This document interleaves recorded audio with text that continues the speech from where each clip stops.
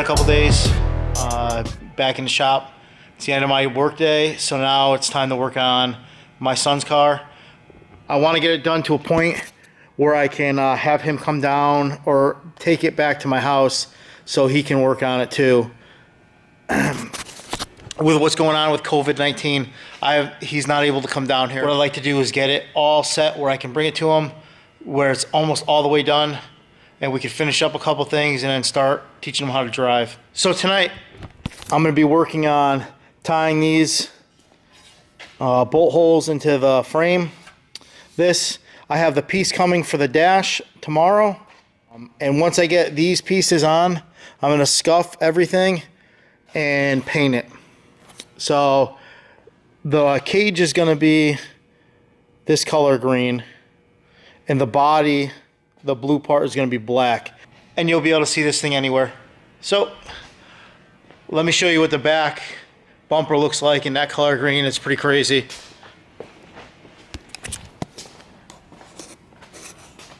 So, I mean, this thing stands out.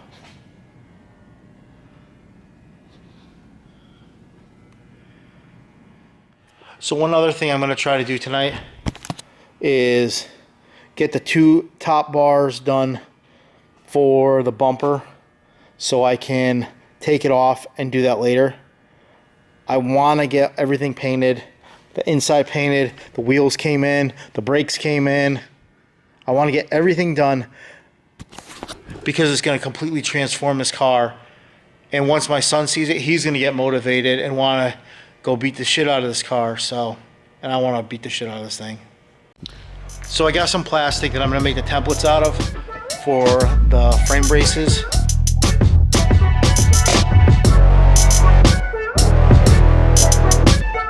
Alright, so nothing too crazy. This is one of the panel. I'll round this out.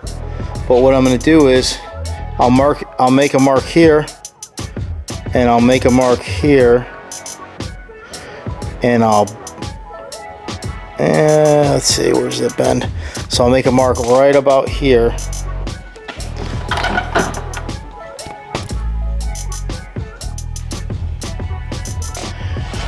And those two marks, when I put it on my bender, I can put a little kick in it and it will touch the tubing. So it would be nice if this was flat tube, but it's not. So you have to figure out some way to bend it. And luckily this is only straight to here, and then I can go directly on a diagonal. So one good thing, and you know you did a good job with measuring out the tubing, is when you put it on the other side and it fits almost exactly the same. So this side is good. I'm just going to do a little piece here. So you may be saying, why do I use these? And what these are IKEA cutting boards. I think you get a 6-pack for like $1.99. So why I like these, and I use a lot of cardboard templates, but when I make complex bends, if I come over here,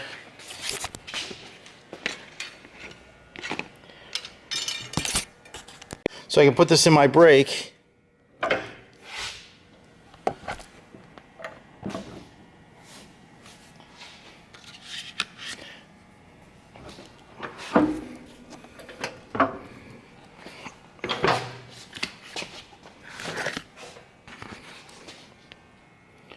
and now it will give me a true bend to see. And what's nice about this, these stay a little better than cardboard, and it makes a true bend. Instead of when you're going through cardboard, you get a little ripple where you're bending. But now I could actually, this isn't a real piece, but you can see that if I was trying to bend it, I can see what angle I need to bend it at. So you can see IKEA. Normally come in like 3 different colors. Like my next color is gray.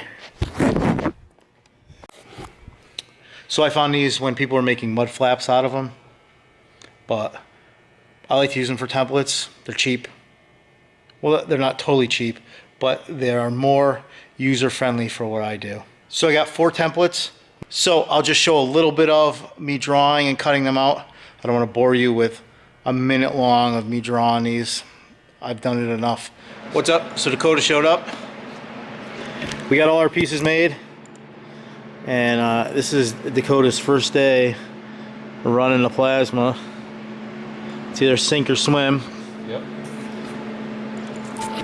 So wish him luck. Alright, so Dakota started getting my pieces cut out. And I'm going to start fitting them. So if you see, when I cut them, I put a little notch in them. And that tells me where to bend it.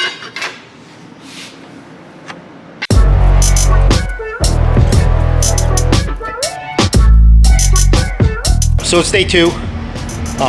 Dakota the other day cut out a bunch of plates for me. I got one of them in to tie in the front piece. It's gonna go across with some strut bracing. It's also gonna hold the front of the master for hard braking.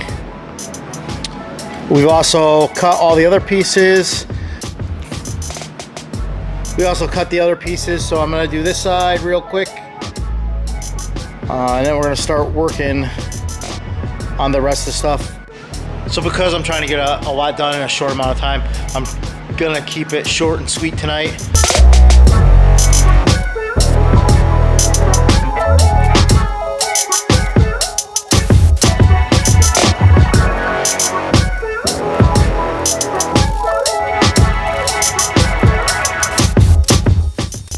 So we got both pieces welded in for the front.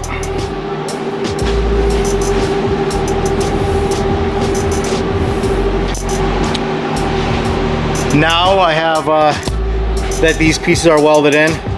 I'm gonna get the bumper so it's mounted to these pieces and the radiator and the intercooler where it has to be, so I can take it off and finish it on the car and then finish welding it.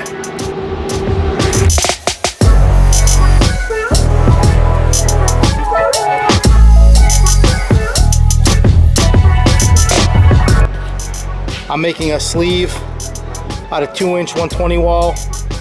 I'm putting it to my 1 3/4 pipe. So I'm gonna tap this in. This will give me 4 inches of adjustability to get the bumper to where I want it to be. This is almost the cut that I need. So I'm gonna take a little bit out of this and then start getting it to where I like it. And then afterwards, once I get this all welded up, I get the radiator on. I'll see where I'll be able to run the diagonal brace from the bumper to here.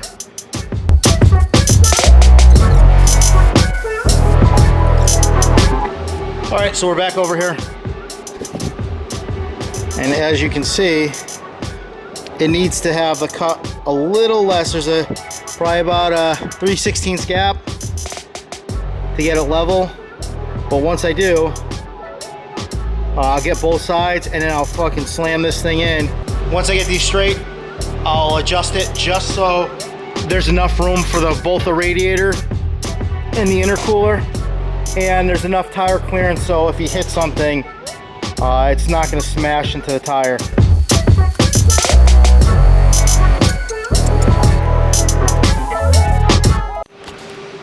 One last thing.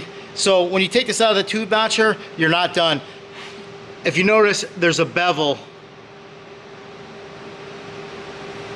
all the way around. What that gives you is a good place to weld to. Nothing super thin. You're getting full depth of weld on this now. Both of them are cut now.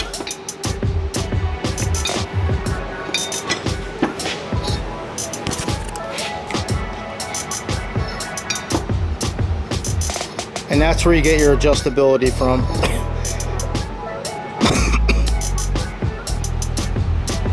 So let's get these things mounted.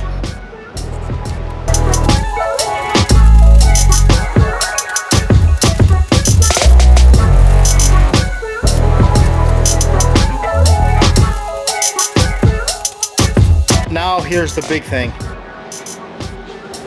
To make sure that it's centered with the car and looks correct. So I do have my center point lines.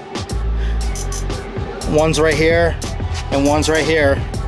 So I'm lining them up with this and the center bolt on there. So what I'm gonna do is I'm gonna take this off of here. It's just taking up space. I'm gonna grab my flat piece of aluminum that I used to make lines on my plate.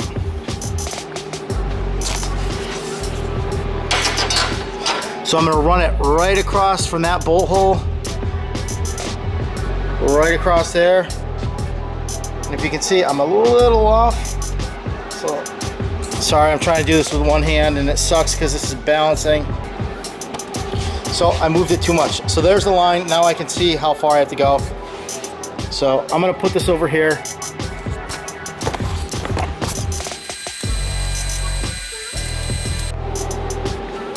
So now you can see, there's my line. Halfway across the bolt and halfway across the bolt hole. So that is pretty well centered to the car. And so you can spend hours measuring this 100 times just to get it perfect. This car is gonna get beat the fuck up. As long as it looks like it's straight from the front of the car. If it's a 16th off either way, the first wall he hits, it's gonna smash it over, you know, a half an inch, and I'm gonna be putting this thing back together. So now the next thing is to get this so we're straight side to side, or I should say side to side. Now we have to get this side and this side to measure up. So you want to get it close,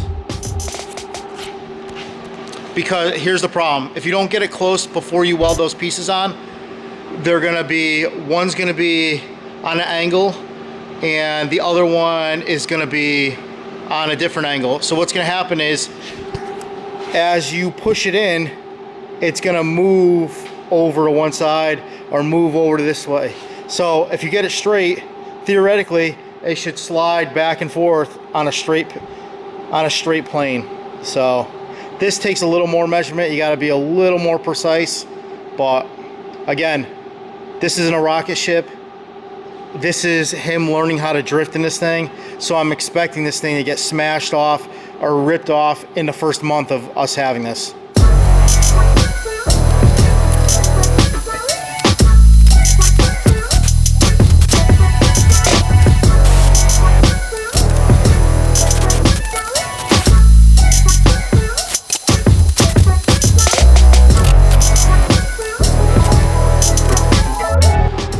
So now that I got these tacked on, so the next thing is to get it level this way, so it doesn't look like it's dragging the ground on one side. So what I'm gonna do is, I am going to, so this may not be the straightest, but from the front of the car, it looks perfectly level. So I'm gonna set that to 0.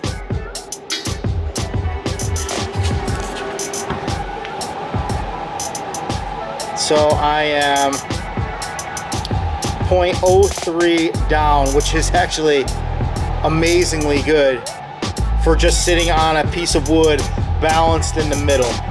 I'm gonna tack this on and see what we got.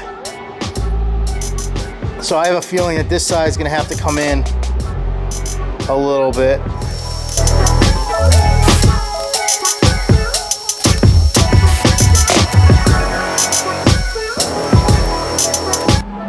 So we got this thing tacked on now.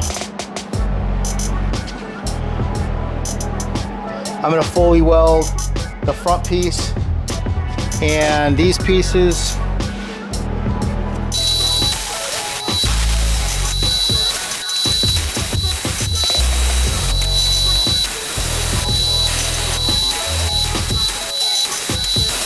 So I got it all tacked and welded for the most part. So the last thing I'm going to do before I go home tonight is mount the intercooler and the radiator. So first thing I got to do is make the bottom brackets. So I'm going to draw those up. I'm not going to bore you with me drawing them up. I'm actually going to charge my camera while I'm doing this, and I'll be back once I have the brackets cut. I finished that. I got the intercooler and radiator mounts done. So I'm going to stick them in here, measure it out, get them so they're centered, and then weld this thing on and see what we got. So the first thing I got to do before I weld this is mark the center of the intercooler so I can line it up the center of my bracket. I'll bring my level up, make sure it's level with that, and we can just blast this in. As you see, these are matched to the pitch of the bar, so this thing should just weld right up.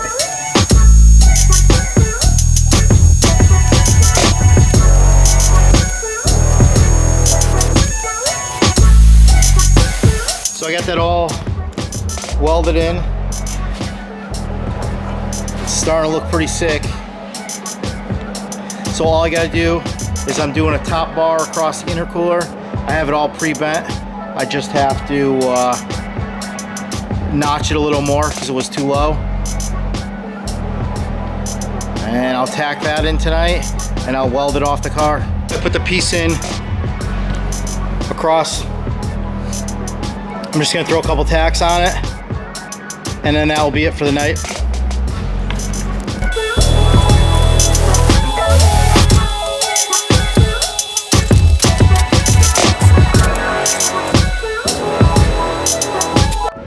Hey, thanks for watching today.